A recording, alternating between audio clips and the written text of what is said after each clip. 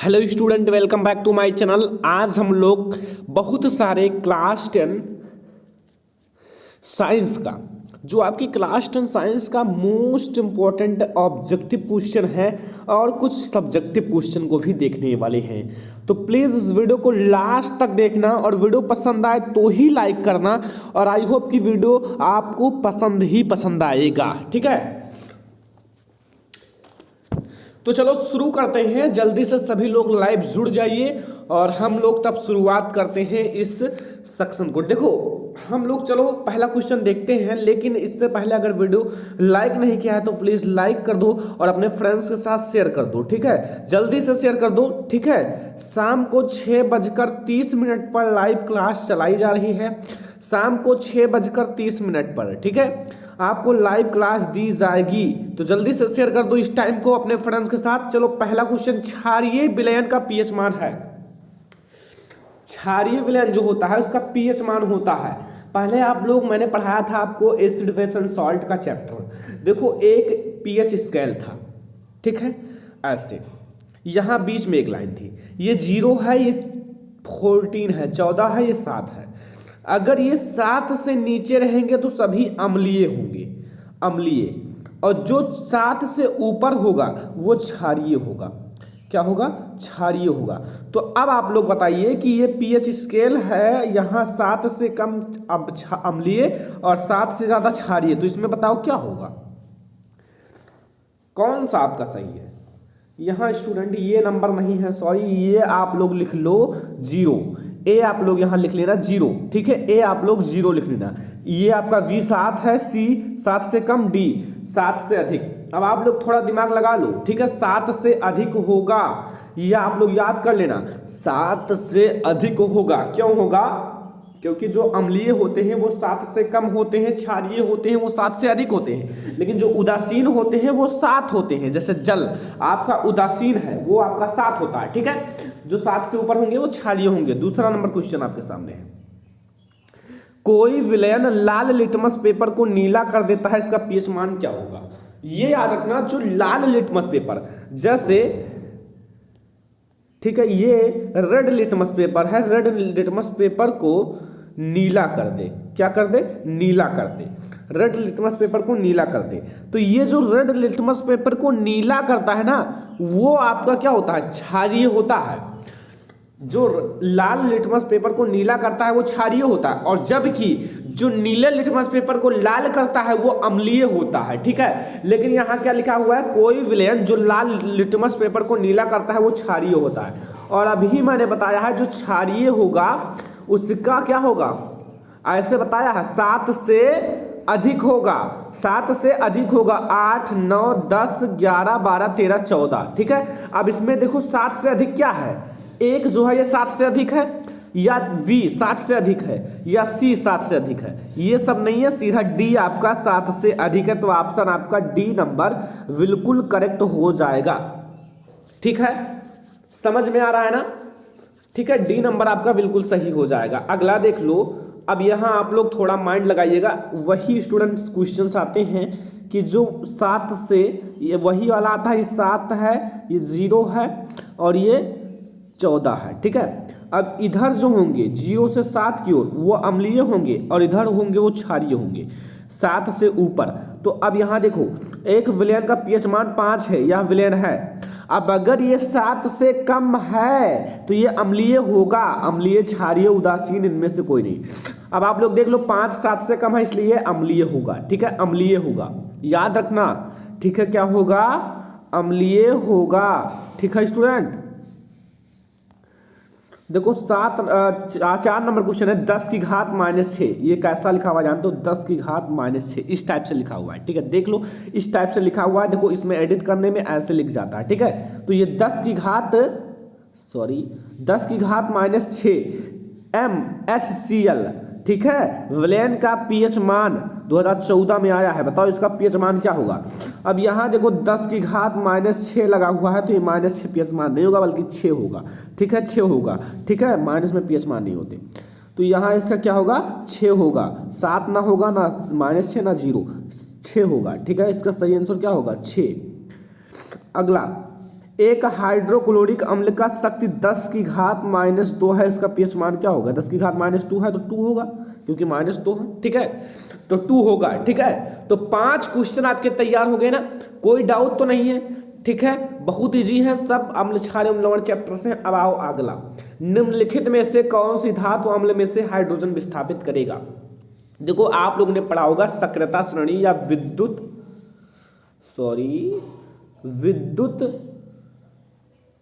रासायनिक श्रेणी, विद्युत रासायनिक श्रेणी पढ़ा होगा।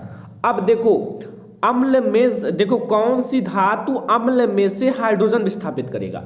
जो स्टूडेंट तत्व या हाँ जो तत्व हाइड्रोजन से ऊपर होंगे वे इनमें से H को विस्थापित करेंगे। जैसे ये बीच में H होता है अगर सक्रियता श्रेणी देखोगे, अब जो इनसे धनी होंगे ऊपर होंगे वही इसमें से हाइड्रोजन विस्थापित कर देंगे, जो गरीब होंगे वो नहीं, जो इनसे नीचे हैं वो नहीं कर पाएंगे। जो यहाँ जो Pt है, Cu है तथा Hg है, ये नीचे होती है हाइड्रोजन की, अब ये हाइड्रोजन से नीचे होती है इसलिए विस्थापित नहीं कर पाएंगे। जो Mg होता है ये हाइड्रोजन से ऊपर होता है, इसलिए ये जो है ना हाइड्रोजन को आसानी से विस्थापित कर देगा। अगला क्वेश्चन 7, जस्ता धातु हाइड्रोक्लोरिक अम्ल से क्रिया करके कौन सी गैस निष्कासित करती है? ए ozone, B oxygen, C hydrogen, D nitrogen. चलो जल्दी से कमेंट कर दो, जो जो जानता हो जल्दी से कमेंट कर दो। हाइड्रोक्लोरिक अम्ल जो HCl होता है, ठीक है, अब HCl में कौन सा है? H है, तो इसलिए हाइड्रोजन गैस विस्थापित करेगा, ठीक है। जस्ता जो है ना वो H जो है ना हाइड्रोजन गैस को विस्थापित करेगा, याद कर लेना। यहाँ 8वां नंबर क्वेश्चन है, तत्व ABCD के मानक अपचयन विभव क्रमशः +0.60, ठीक है, एंड -0.35 या -0 नहीं, ये 150 लिखा हुआ है, ठीक है, और यहाँ -2.71, तो इसमें से जो आपका सही आंसर है -2.71, बिल्कुल सही आंसर है, ठीक है, डी। अगला देख लेते हैं, देखो हाँ अगला क्वेश्चन, फफोलेदार तांबे में कॉपर की प्रतिशत मात्रा होती है? चलो बताओ, इसका सही आंसर है 98, ठीक है, 98% मात्रा होती है, 2 ना 70 ना 30, ठीक है। अगला नंबर क्वेश्चन है स्टूडेंट, तो समझ में आया ना, फफोलेदार वाला समझ में आया। फफोलेदार तांबे में से कॉपर का प्रतिशत होता है 98%। फिर 10वां नंबर क्वेश्चन पे आते हैं, फफोलेदार कॉपर हैं, जो फफोलेदार कॉपर हैं, चलो बताओ जल्दी से। शुद्ध नंबर 1 तांबा, नंबर बी है कॉपर का अयस्क, नंबर सी है कॉपर की मिश्र धातु या कॉपर जिसमें 2% अशुद्धि पाया जाता है। जल्दी से कमेंट कर दो कौन सा सही आंसर है, ठीक है। चलो ये है आपका कॉपर जिसमें 2% अशुद्धियां होती हैं, जिसमें 2% अशुद्धियां होती हैं, आपका बिल्कुल सही आंसर हो जाएगा, ठीक है। 11 नंबर क्वेश्चन पे आते हैं, एसीटोन का आयुपेशी नाम होगा या एसीटोन का आयुपेशी नाम है? एसीटोन देख लो जल्दी से, पहले एसीटोन का फार्मूला ढूंढ लो फिर बताओ। तो इसका ब्यूटेनोन, प्रोपेनोन, ब्यूटेनॉल, प्रोपेनॉल, तो इसका सही आंसर होगा प्रोपेनोन। क्या होगा? एसीटोन का प्रोपेनोन, ठीक है, इसका सही आंसर स्टूडेंट प्रोपेनोन। और सभी लोग जल्दी से कमेंट कर दो, ठीक है, वीडियो को लाइक कर दो, शेयर कर दो अपने फ्रेंड्स के साथ। चलो अगला नंबर क्वेश्चन देखते हैं, 12 नंबर। इसको मैं बताऊं कैसे लिखा हुआ है, थोड़ा आप लोग नहीं समझ पाओगे स्टूडेंट, ठीक है। अगला नंबर क्वेश्चन है, देख लो सभी लोग, ये कैसे लिखा हुआ है पहले मैं आप लोगों को समझा दूं। ये लिखा हुआ है ये चीज, ठीक है। प्रश्न नंबर 12 है, CH3CO CH3 का आयुपेशी नाम।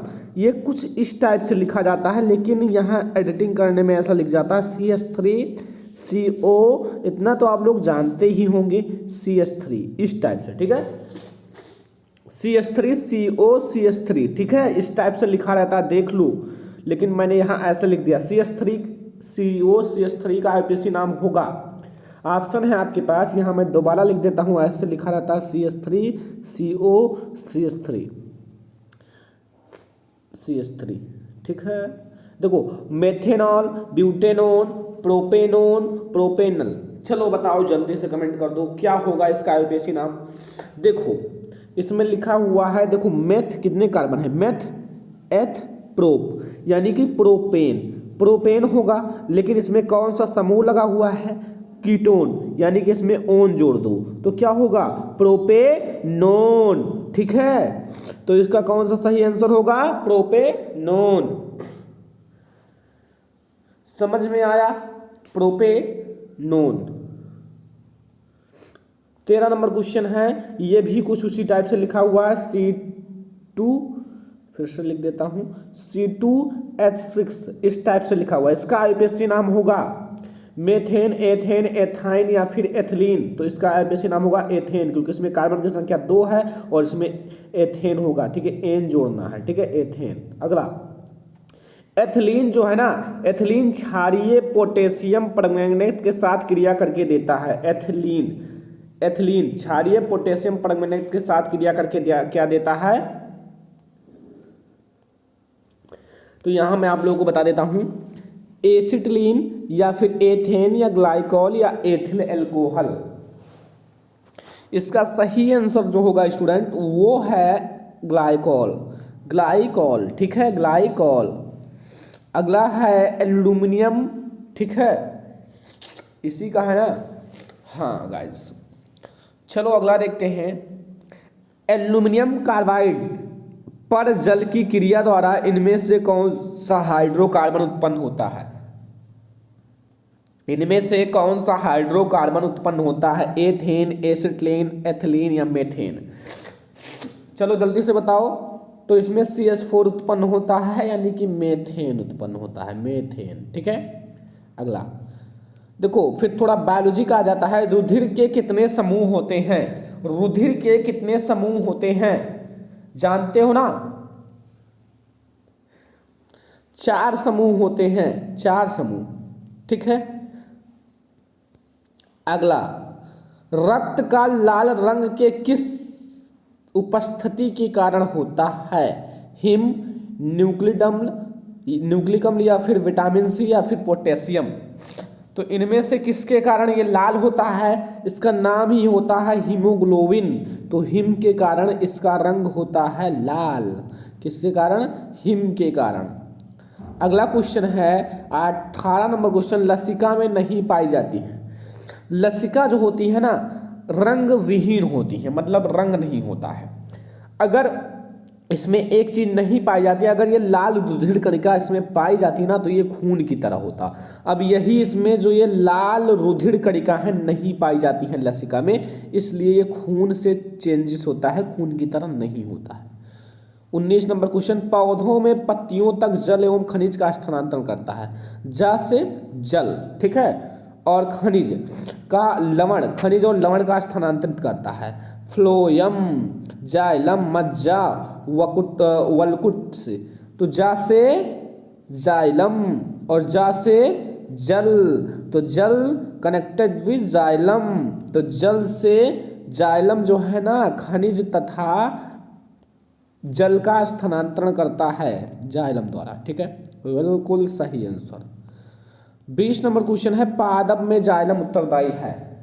जो पादप होता है उसमें जाइलम उत्तरदायी होता है, जल का वाहन, भोजन का वाहन, अमीनो अम्ल का वाहन, ऑक्सीजन का वाहन। तो यहाँ इसका सही आंसर होगा स्टूडेंट जल का वाहन। ठीक है, तो यहाँ तक 20 ऑब्जेक्टिव्स हम लोग देख लिए हैं, 20 ऑब्जेक्टिव। अब हम लोग क्या देखेंगे जानते हो, कुछ सब्जेक्टिव क्वेश्चन, छोटे छोटे क्वेश्चन हैं, लेकिन आपको वो समझना जरूरी है, इंपॉर्टेंट है आपके बोर्ड एग्जाम के लिए। तो चलिए आगे देखते हैं जो क्वेश्चन है। ये पहला नंबर क्वेश्चन 21 नंबर, पर परागण क्रिया निषेचन से किस प्रकार भिन्न है। परागण की क्रिया निषेचन से किस प्रकार भिन्न है। देखो यहाँ परागण की क्रिया निषेचन से किस प्रकार भिन्न है, आपको मैंने परागण भी पढ़ाया है, ठीक है, और निषेचन भी पढ़ाया है। देखो स्टूडेंट, निषेचन का अर्थ होता है कि नर और मादा का संलयन होना, यानी कि दो चीज़ों की आवश्यकता होती है, दो जैसे जनकों की आवश्यकता होती है। परागण का अर्थ है कि जो परागकण है उसे वर्तिकाग्र तक पहुंचाना। तो अंतर तो है ही, लेकिन अब कैसे वो मैं आप लोगों को अपनी भाषा में जो लिखा है उसे बताने वाला हूँ। परागण परागकणों के परागकोश से वर्तिकाग्र तक पहुंचाने की क्रिया को परागण कहते हैं। इस प्रक्रिया में किसी एक प्रकार की दो कोशिकाओं में संलयन नहीं होता। मतलब कोई एक प्रकार की दो कोशिकाओं में संलयन नहीं होता, जैसे नर और मादा में संलयन होता है वो इसमें नहीं होता है। यह निषेचन से पहले की क्रिया है। यह जो है ना निषेचन के पहले की क्रिया है, ठीक है। जैसे नर और मादा में निषेचन होता है, ये उससे पहले की क्रिया है, ठीक है।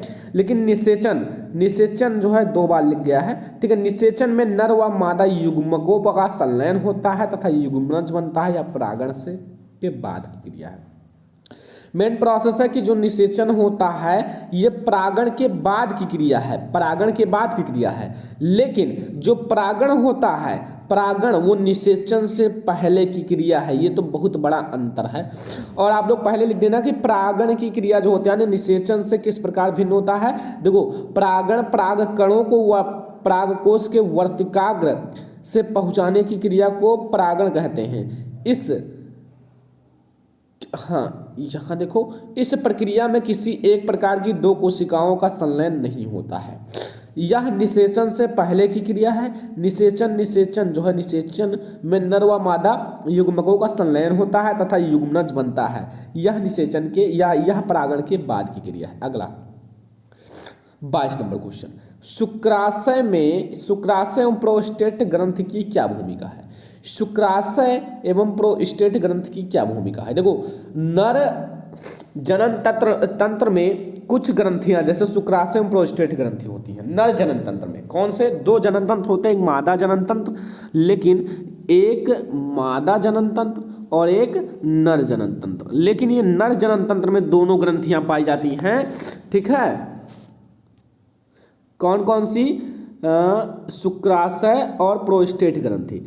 इन ग्रंथों के स्राव शुक्राणु के साथ मिलते हैं। इन ग्रंथियों का जो स्रावण होता है ना वो शुक्राणु के साथ मिलते हैं। इस प्रकार शुक्राणु एक द्रव में आ जाता है। मतलब जब ये मिलते हैं तो इसी कारण जो शुक्राणु होता है एक द्रव में आ जाता है।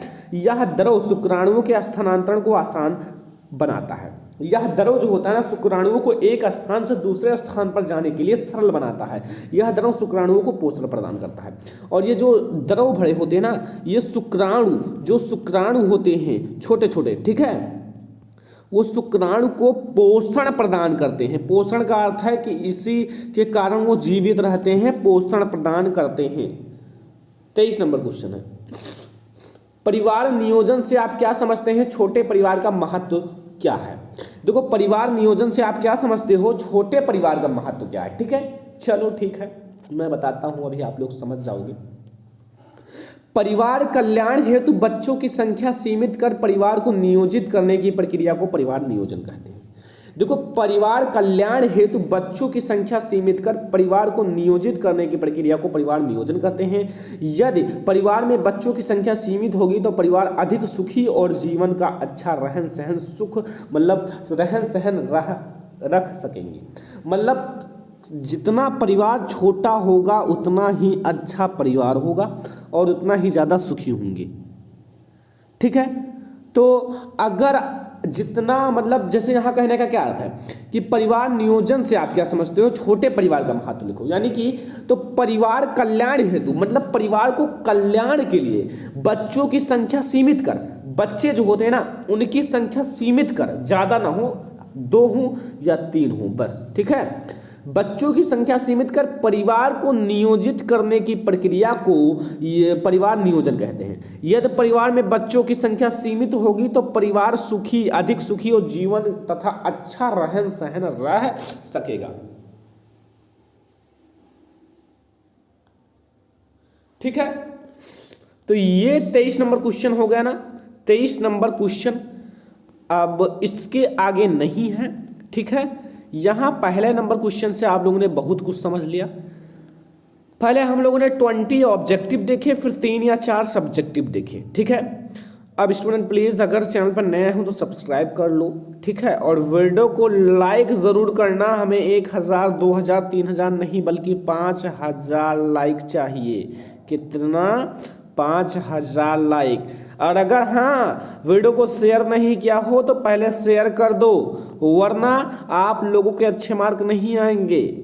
अरे ये तो मजाक था, लेकिन हाँ वीडियो को शेयर भी कर दिया करो प्लीज़, ठीक है। और चैनल पर नए आए हो तो सब्सक्राइब कर लो। लेकिन हमारा आशीर्वाद आपके साथ रहेगा हमेशा। आप लोग टॉपर बनोगे, ठीक है, हमारा नाम रोशन करोगे, अपने माता पिता का नाम रोशन करोगे, बताओगे मैं सरवन सर से स्टडी कर रहा था, ताकि हम भी अच्छे से आप लोगों को स्टडी करा दें, ठीक है। तो इसे आप लोग नोट भी कर सकते हो। लेकिन अगर टॉप अप करना तो हमारा भी नाम लेना, ठीक है, क्योंकि मैं आप लोगों के लिए इतना मेहनत करता हूँ, तो सरवन सर का नाम जरूर लेना, ठीक है। तो चलो फिर आगे बढ़ते हैं, फिर हम लोग अगले वीडियो में बहुत सारा कुछ देखेंगे, ठीक है। यहाँ तक आपको समझ में आ गया होगा तो वीडियो को लाइक कर दो, शेयर कर दो अपने फ्रेंड्स के साथ। चैनल पर नया हो तो सब्सक्राइब कर लो, ठीक है स्टूडेंट। यहीं तक ये वीडियो था, थैंक यू।